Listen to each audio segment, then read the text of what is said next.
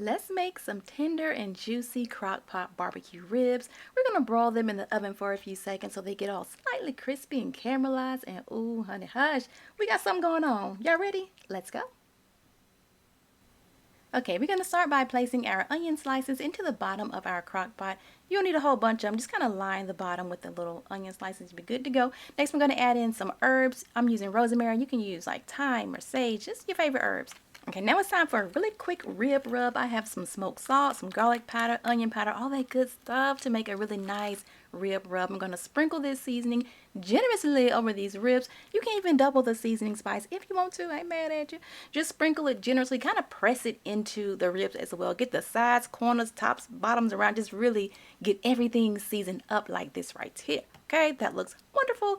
Okay, so now we're just gonna place our little ribs into the crock pot. I'm using short ribs, okay? You can use whatever kind you want to use. It'll work, and you can really crowd these ribs in here as well. I've made so many ribs in this little crock pot because it will shrink down quite a bit, so yeah. Okay, now for the barbecue sauce. If you want to use a homemade barbecue sauce, I have like 3 of those recipes on my blog, but I'm using the store-bought. I just mixed together some store-bought ones and it tasted so good. I'll put what brands I use, like a smoky kind and a sweet. Loved it. Go ahead and generously brush these ribs with the sauce, okay? You want to reserve a little bit of the sauce, about a 1/4 cup of the sauce for broiling, but yeah, just go ahead and brush it on.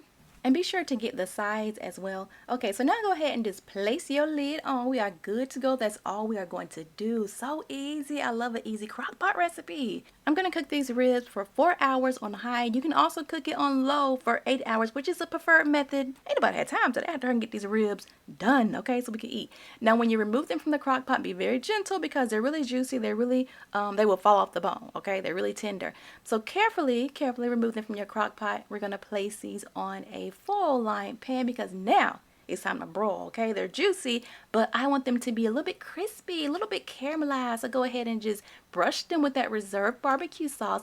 And then we're going to throw these bad boys into the oven and we're going to broil them until they are nice and sticky and tender and caramelized and just, you know, looking lovely.